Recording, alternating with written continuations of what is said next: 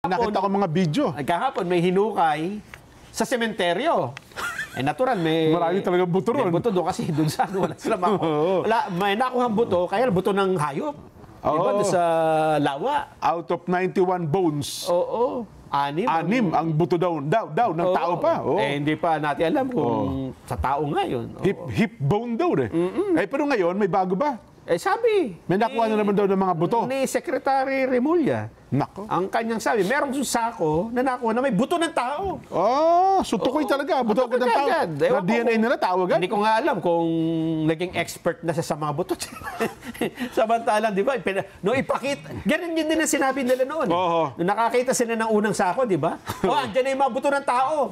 Kasi nung pinakita sa expert, ay hindi po, 91 ho ito, pero 6 lang ang buto ng tao. Posible pa. Hindi pa sure. Hindi pa sure. Hindi pa sure talaga. Ang nag-announce naman yung Miko Clavano. Bakit bukod sa Taal Volcano ay nag-aalburuto din ng dating Pangulong Duterte? Kasi nga, ito daw mga missing sa Bungero ay kinokonekta sa Duterte administration. Mukhang may kinalaman daw sila sa pagkawala ng missing sa Bungero. Gusto niyo bang marinig? Ito po, pakinggan natin. Yung ito yung naunang pahayag ni Secretary Boying Remulla kung paano niya sinasangkot ang mga Duterte sa missing sa Bungero. Sec Boying, sige nga po, pakinggan, parinig namin. Nagkaroon ng intersection ng mga kasong to. In an arrest made in Valenzuela, May Kawayan, where drug suspects who were arrested were also intertwined with the Isabong. Meron talaga nagkaroon ng isang incident na napagtagpi namin, napagdikit namin yung dalawang kasong yan. And it happened in May Kawayan, in a gas station there. Nagkaroon ng arrest dyan ng dalawang tao na nakakulong ngayon sa Batangas. But we had problems with that case. Kasi nga, naghihilahan yung ibang mga personalities about how to treat these suspects. Tsaka nag-recant yung mga kinausap namin noon. In fact, these people already went to the Senate to testify nung hearings conducted by Senator Bato de la Rosa on the Isabong. I think that the death squads might intersect more on the death squads.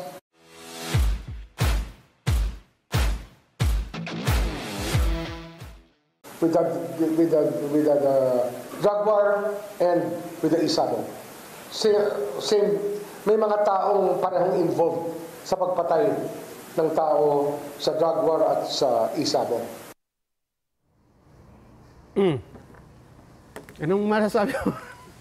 So may koneksyon. Ang hinahanap ko doon, kung yung mga taong sangkot sa Isabong at saka sa drug war, kaya na niya sinabing sapagkat may kinala sa drug war, ay nakakonekta nga sa mga Duterte. Ganun ba ibig sabihin? Ganun ba ang suma total nun?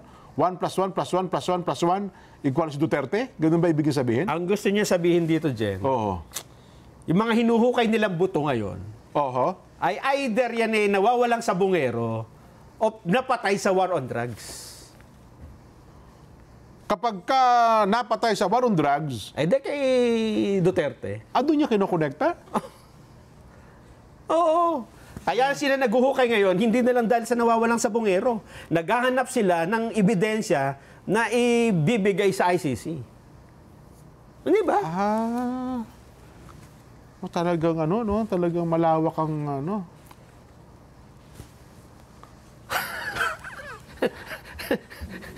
Kasi tinan mo, hindi niya talaga pwedeng i-connect sa nawawalang sa Bungero ang dating Pangulo kasi sa mahabang panahon, hindi naman, wala naman talaga, di ba?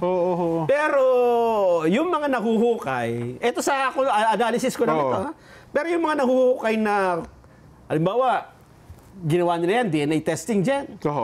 Hindi yan sakto dun sa mga nawawalang sa Bungero. Sabi mo, mismatch. Sasabihin nila, baka doon naman ito sa mga nawawalang drug pusher. Yung drug addict. Mga namatay. Naging biktima ito ng ng hit squad. Mga ganon. Kasi ang kanilang teorya, yung pumatay, di umano, sa mga iton, yung sa Bungerong nawawala, ay yan din ang mga pumapatay doon sa War on drugs. At kapag war on drugs, si Duterte ang yung Si nagbutos doon. Duterte yan. Duterte yan, di ba? Kailan ba huling nagpagamot si Secretary?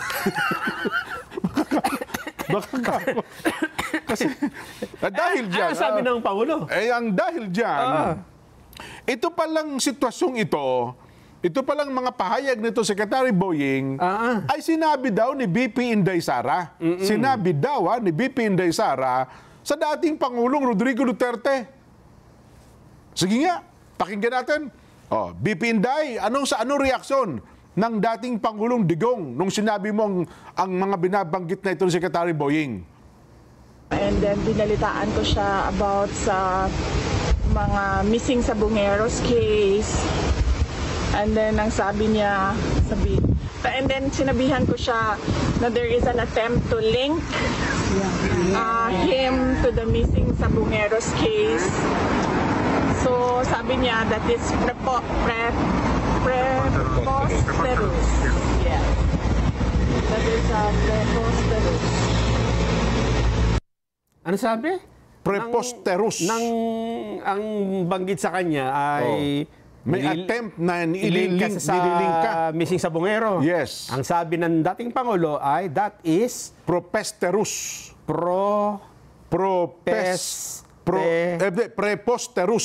Preposterous. Preposterous. Oo. Sa Tagalog, ano sabi ng preposterous? Pre Muna. Pre? Prepos. Kasi nung naging naging sakit. Baka maging prosperous pa. New Year yan. Preposterous. Oo. Kasi kung gamit pa kayo nang hindi masyado maintindihan. Ba't si Abante ang lumitaw dito? Ba't si Abante? Sige. Preposterous. Preposterous. Preposterous. Ayan, ha? Yan.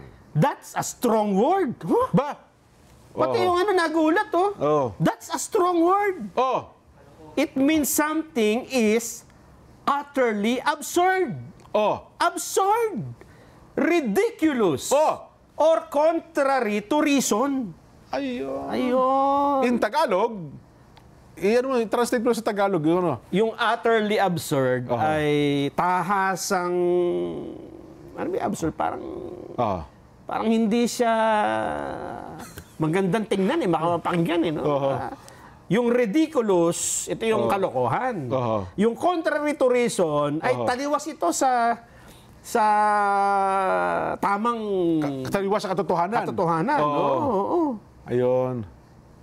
Kaya ang tatanong pa to, yung kausap ko Could you tell me what you find preposterous? Kita mo na.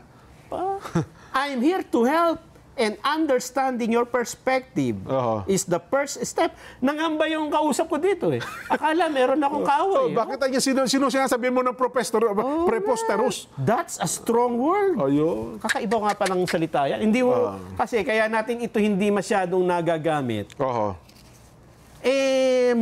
Kumbaga sa degree ng kanyang kahulugan, nandun siya sa mga abogadong malalalim ang nakaalaman masyadong mataas. Yes. Hindi lang ito basta kalokohan Pero dahil dyan, Nelson, isangkot natin ang ating mga kababayan. Ayaw natin magbigay ng sariling tayo lang nagre-react lang sa mga bagay-bagay pero kayo pong aming tatanungin. Naniniwala ba kayo sa posibilidad? Ulitin ko po naniniwala ba kayo sa posibilidad na may kinalaman si FPRRD, dating Pangulong Digong, sa missing sa Bungeros case? Ulitin ko po baka ma-confuse kayo Naniniwala ba kayo sa posibilidad na may kinalaman si FPRRD sa missing sa Bungeros case? Kung ang sagot niyo po opo, naniniwala ako sa sinabi ni Secretary Boying. Sangkot sila dyan. Opo, naniniwala ako. Letter A. Kung ang sagot nyo naman po ay preposterous. Sabi niya, ano po spelling yan? Masagot niya na hindi po. Imposible. Hindi po ako naniniwala. Preposterus. Oo. Nagagamit. I-memorize na natin yan. Preposterus. Ang sagot pa, kalokohan. Parang gano'n. Ano, ha? Pero malalim. Opo. Hindi basta... Kasi kung minsan kalokohan, parang nakakatawid. Yan, Parang pinatatawa ka eh. Pero ito ay to the highest level. Kaya ang diba? sagot mo dyan ay A, opo, naniniwala ako. Ay, B. B, preposterus. Hindi po ako naniniwala.